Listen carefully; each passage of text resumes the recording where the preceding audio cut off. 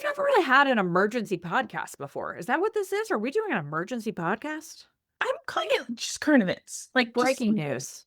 breaking news feels good. Breaking news in the organizing world. In the last, I don't know, like probably like couple of years, I don't know. The passage of time is confusing to me, but every time I go in the Container Store, I have said this, I've said these words out loud to people before. It feels like Bed Bath& and Beyond now because there started to be like we had like bins, and then it started to be like, "Oh, we've got this end cap of chapstick holders and pop sockets," and like, it just started feeling like real dime story, but the only way I could describe it was a Bed Bath& and Beyond. That's what it felt like to me. And now, guess what? Guess who just bought the Container Store? Bed Bath and Beyond. Correct. So anyway, I guess I don't know if I had a crystal ball or I was just complaining and it just turned into something. I don't know. I had nothing to do with it, obviously. But we wanted to come on and just talk about a few things related to this because I do think that there are going to be impacts to organizers that we should know about. What was your initial thought when you heard about this? Someone had actually posted about it in our Inspired Organizer Facebook group. Yes. I am still kind of in the middle of my social media fast, and so very limited Yes. time. Same. Totally had missed it. Someone had posted about it, and I was like, "Oh, very curious." But I don't know, like first initial gut feeling of just collaboratively how they're buying each other out, and it's all going to be one brand, and it will be rebranded as the Container Store / Bed Bath and Beyond. It just feels messy, and It does. I say that as if you are someone who works at the Container Store that would like to come on the podcast and talk about it, like we would love that. But Yeah. it just feels just at first glance, it's very new Yeah. information, feels a little messy. And let's just go through a little bit of the history too, because we did have some people that were saying, like, wait a minute, I thought Bed Bath and Beyond was bankrupt and like the Container Store is bankrupt. So how are two bankrupt companies buying each other? All that kind of stuff. So you have the 2-second synopsis of all the things. Yes. So it all started technically in November of 2024. There is the parent company, Beyond, and Beyond is actually the one that came in to quote unquote rescue, I guess, Bed Bath Yes. and Beyond. And Yes. then early 2025, Beyond also came in to rescue Container Store. So in a 12-month period, came in to buy these two bankrupt companies, technically. And so do you want to explain how that works? Yeah, so I don't pretend to know all the things, but the biggest thing that I think is important for people to know is that Bed Bath& and Beyond declared bankruptcy. I don't have it right in front of me, but it was like the end of 2023, if I recall correctly. Yes. And part of their bankruptcy was they had to close all of their retail stores, which they did. Bed Bath& and Beyond used to be on every single corner. Like I don't know, I have no idea how many stores they had, but they were everywhere. And they were huge footprints too. So they closed all their retail stores. Now, a key part of the story is that they sold their intellectual property, so meaning their name, their brand, the blue color, all that kind of stuff. That got sold for $21 million to Overstock.com. Overstock.com also used to be huge in the online retail space. They bought that intellectual property. So when you hear the name Bed Bath& and Beyond, immediately you're like, wait a minute, they went out of business. It's really an intellectual property brand name play. So just want people to think about that too. But what they are doing now is that Beyond Inc. is coming in and they are actually going to have all these assets. So they're combining Container Store, which, as you said, is going to have a very long name now. It's going to be Container Store, Bed Bath& and Beyond. I'm like that. That I already don't like. And then they also have Kirkland's, which is, I don't know, Kirkland's is national, right? Like we have it here, you have it there. It's Yeah. everywhere, I think. Yeah, I think so. But Kirkland's is a home store, more like home decor, that type of stuff. And they are also coming in to be a part of this. Yeah. So when I read all of the stuff about it, the main thing that sounded to me, they kept talking about how Bed Bath& and Beyond was very excited to get their hands on Elfa. So when I read it, I go, Elfa is the play here. Yes. They want the closets because previously Elfa, which is a Swedish company, was only in Container Store. That was the only Mhm. place you could buy it, period, the end. So what it sounded like to me is that is what they're going to really concentrate on. So, like, when I found out when I was reading the article initially, there was a lot of commentary around Elfa. In my head, if I were to put myself in the CEO's shoes, it felt like we want to be a competitor in the IKEA space, but it's Yeah. still very different than what Container Store traditionally serves, who they serve, how they operate, the type of products that they offer. And it's kind of interesting to think about it from that standpoint of you could see a lot of shifts and changes in the next little bit, which then ties into the next part. So the CEO released this statement, and I'm reading it from my phone, but the CEO released this statement how they want to create an everything home ecosystem, quote unquote. They plan to fill the stores with a mix of kitchen, bed, bath, organizational products, effectively turning them into a physical location with a new footprint that still honors the Bed Bath and Beyond brand. You'll start seeing more than just bins and closets. The stores will incorporate cabinetry, flooring, and lighting to act as a quote home services hub. That's me, was like, oh, that's a lot. It's a lot. So now it's okay, so we got your egg timer over here, we've got all your tchotchkes. Also, would you like a new floor? How do you feel about some new lighting? How It's a about a lot. new closet? It's a lot of stuff. There's a lot of stuff. So, like, part of me as I'm learning all of these things and trying to figure out what the long term play is here for the brand and how that affects organizers, because our organizers already have questions. They already want Yes. answers. I think it's going to be one of those things that, like, we might need organizers that have warehouses, or we might have to get a little bit more creative on where we're shopping from. I just don't know longevity wise if Container Store will be the go to for all of the products that they always have been. And it's interesting to me to think about because at How To Summit, the CEO of the Container Store came and he was great, by the way. He was very upfront. I thought he was very candid about some of the Mhm. challenges they were facing. He was like the most upfront CEO that I have ever heard from in person. But it really did feel like organizers who are lucky enough to have a Container Store, I should say, because I recognize there are a lot of people that are listening to this. I don't have a Container Store within 4 hours from me. I don't care about Yep. this. Uh, But the important thing that I think all of us have to be paying attention to is that the Container Store does have a level of products that some of our clients really rely on. And I mean from an aesthetic standpoint, from a variety standpoint, from a price point standpoint, there are a lot of parts of the Container Store that are important to the organizers. What I do not know is how much of the Container Store's revenue is from organizers versus from the public. yep. And is that what are they going to change in terms of what the kind of things that we will have access to? I Mhm. do think that if you have a business that relies on really high-end products, that type of thing, I think you're gonna have to be making some backup plans. That's just a complete supposition on my end. And I think that's a safe assumption. And also, if that's not the case, and it just is a planted seed in your mind to work on in the future, like you're going to be better off if you find Yeah, other retailers or other manufacturers that can offer the same quality or a higher quality product that those specific clients want and expect. yeah. I just think it's another sign of you should always have a backup plan, and I know sometimes you're just like, "Well, I got this great thing in front of me," like, things change fast, and so Hmm. figuring out what your backup plan is and finding things, whether it is on Amazon, at Target, at Walmart, at some of the other places that people end up finding things. IKEA's really doing a great job on the storage front and organizational supplies front, but again, not everybody has an IKEA near them either. So, Yeah. that's another one that can be fairly niche depending on where you are.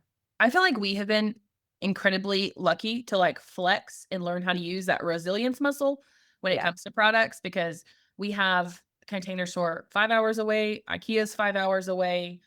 We're limited to two Targets. We've got some Walmarts, or I can order on Amazon. But like for us and our company, those are the options. And so right. it's not going to affect us as much. But the people who they start in the morning, they go buy product at lunch, they Yeah. install it that afternoon.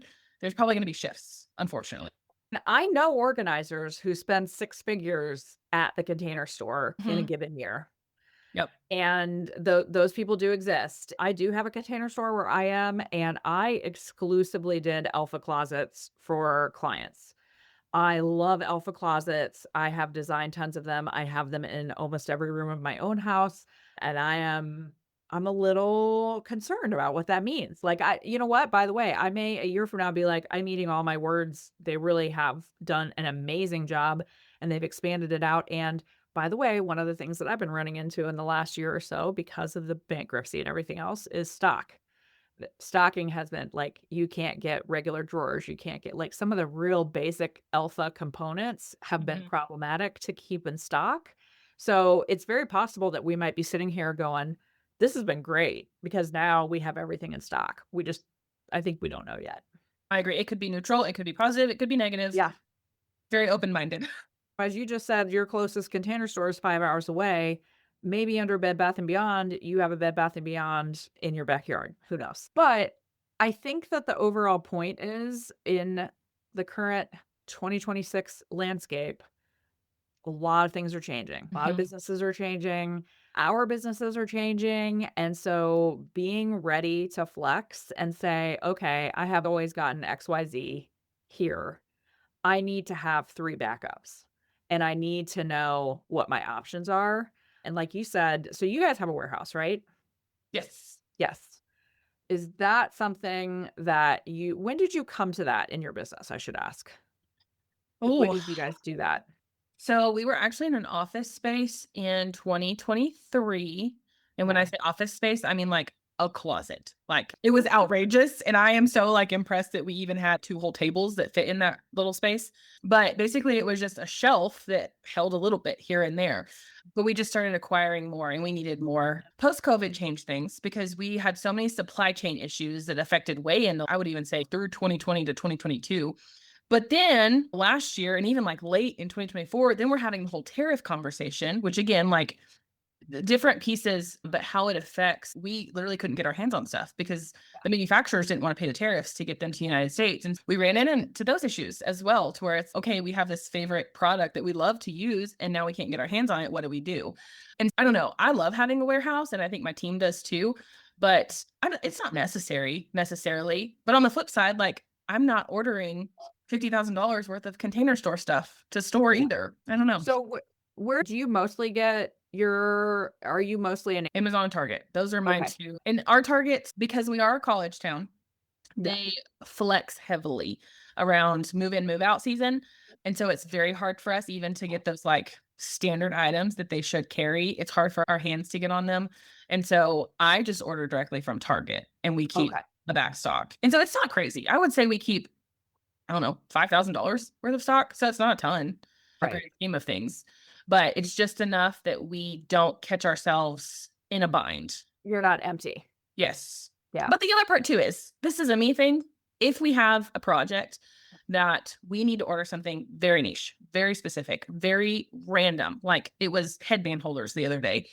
I am not the type of person that I'm like, "Oh my god, we can't finish the project." I'm like, Yeah. "No, we're done. We're done with the project. I'm happy to send you your invoice next week when your headband holders get delivered. I'm gonna drop them by, and you can either Yeah. let me in and I'll come install them, or I will leave them on your front door. This is exactly where they go." And so for me, like it's not a big deal. That's just how we choose to operate. For some people, that would send them into a complete tailspin, and I Yes. recognize that. I'm also not a tailspin person. I'm like, it'll come when it comes. And same thing. I will happily come and do this for you, or I will get it to your house. Yep. Yeah. So don't get too spun up. I do think so Target's a good example. Target has really upped their game in the last Mhm. couple years, big time.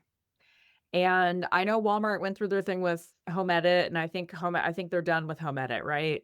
I think so. Yeah, I think that there's something yeah, I don't think that they're doing home ed anymore, but anyway, Target, again, even if you don't have a Target super close to you, their shipping is fantastic. And I have found that they have done just a really outstanding job with especially like good acrylic bins, lots of different sizes, stackable, all they really have done a spectacular job with that Bright Room line. And if you have been sleeping on Target, you shouldn't. Yes. And I think it was needed, especially for people Yes. like me who don't have access to a Container Store. They basically brought in options for both acrylic, some of the everything trays, the multi-purpose bins, like those were Yeah. things I never had access to that they basically showed up overnight in store that we can Yeah. get any day of the week now. Yeah. I will also say, because I was having this conversation earlier with someone else, and this is in no way a political conversation. This is not, we're not veering into any of the subjects, no religion, no sex, no politics. But I will say all of these different companies have gone through some things where you might not agree with their messaging or their leadership, or you might be like, man, we're supporting people that could be problematic in certain ways. The unfortunate thing, I was discussing with my friend about this, is for our job and for what we need to do to keep clients happy, unfortunately, there is a finite amount of resources that we have to bring to bear. And the unfortunate thing is you might have to say, yeah, I don't love supporting Amazon because they bring a lot to the table that some people might not feel great about, but also we need to make our clients happy. That's Yeah. our job. No company is ever going to be perfect. So, There's some people who frown upon importing stuff overseas because you're yes. taking away from jobs locally or in our country. And I'm like, you're going to lose with each scenario. You just have to pick the one that you're You comfortable just and losing. everybody has to do what works within their own ethical, moral compasses. That's one thing that I have had to settle in myself of, you know what? Sometimes Amazon is the most effective way to get my client's problem solved. Yeah. And so that's what I'm going to do. One of the things that this conversation brings up is not really about where am I going to get my stuff, but it's really a bigger conversation about, there's a woman years ago, a KonMari woman, who had this great phrase that I loved. I think I've said it before on the podcast, but she said, "Rigidity does not spark joy for me." It was someone that like wanted like a whole set of rules about stuff, and rigidity doesn't spark joy. And I think about that a lot because I do think what you said earlier about, okay, we're not going to halt the project because we don't have a headband holder. Yeah. We are going to flex. And so I think that is part of the conversation too, is you might have to set different expectations with your clients. And we just had a whole podcast about expectations. I think that's just a good lesson in general, especially when you were working with disorganized people, Yeah. as we do. I would love to say that every project follows the plan and you have all of your product ordered but it doesn't. Like they change their mind. They decide that they want to work on their kitchen instead of their garage and then you have an order that gets delayed or lost or thank you Yeah. UPS. I'm going to talk some crap on them because that's a real freaking thing that happens. But I just think being adaptable, having a little bit of flexibility, I think it goes a long way. And I think it also like creates trust in your clients when you're like, hey, this is not how it was supposed to go, but we're gonna make do, we're gonna fix it, we're gonna move on. If you're talking to someone who's already high anxiety, high chaos, high disorganization, like you're gonna give them a little bit of peace that things aren't going exactly to plan. Yeah. I think too, it's a reminder that you may have to think about your processes and say, we have always done it this way. This is the way that we do things. Like we measure ahead of time, we buy product ahead of time, we have all the product ready, we install the product. You might have to start flexing a little bit and saying, hey, we are going to do decluttering and downsizing this day. We are going to do product a different day. You may have to start, and we'll see what happens. But if you're having to change your buying patterns, you may have to change a little bit about how you structure your business. And being Yeah. prepared for that, I think, is important too. Yeah. And it could And just be that you reschedule a second day. I have always been a fan of like phase one, decluttering, give Yeah. it a couple days so that they can recover mentally and emotionally Yep. and then come in and do the fun stuff. But that's not for everyone. Totally understand. But I don't know. We might come back a year from now and be like, hey, nothing bad happened. This was Yeah. the best Everything's great. merger. Yeah. Yeah. Best merger. Everybody has all the products that they need. Yeah. They're opening more stores in smaller markets. Like it may be the best thing ever. We don't know. We're just going with current event info that has been released Yeah. publicly. I will just tell you, in my own personal corporate experience in my life, I worked for a company who, within the course of 2 years, we were 4 different companies. We got bought and sold multiple times. And what I will say is, and we were not a retail company in a very different industry, but I will tell you that with any sort of merger, buyout, acquisition, anything that changes the structure of a company, when you're changing names, when you're bringing people together, when you're doing all the things, there there will be some chaos. And I Yeah. think that a lot of people have not been super happy with a Container Store for a while, for organizers specifically, for a variety of reasons.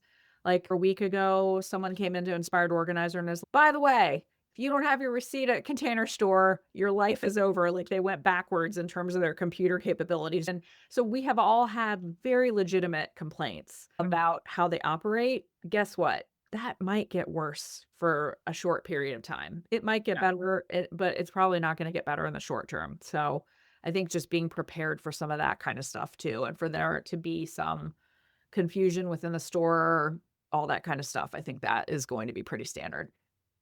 You know, that one Facebook post saved, I would say, at least 10 people the Oh, heartache of for sure. money going back on the wrong card or going to a different client's card because, like, they were just expected it to be smooth and be easy like it typically is, Yeah. and then it very much so wasn't, and so I'm really glad that post even again, not something I see very often because we don't have a Container Store, Yeah. but saved a lot of heartache just having that community. For those of us who do use Container Store, like this was you could just go in and you put in your phone number and it just got to the right account and there was like some sort of a glitch that caused it. Like we had someone who said, "Oh yeah, we had money that went to a completely wrong card. It might have been a customer card." You have some of those kind of things that Container Store has been very upfront that they've had some computer system issues, and I think you should just be prepared for some of that stuff to be around. Yeah. Yeah. But the only constant in the world is change. And I feel like we should feel pretty fortunate that Container Store could have just shut down all their stores. There's that. Like, I think it could have been a very feasible event for them to say, we're shutting it all down. That didn't happen. And so we'll just have to wait and see. Yeah. It'll be exciting. It'll be exciting to see how it plays out. Hey, organizers. I just wanted to drop this part of the podcast. I'm going to drop another one tomorrow. Cabri and I actually talked for a while longer.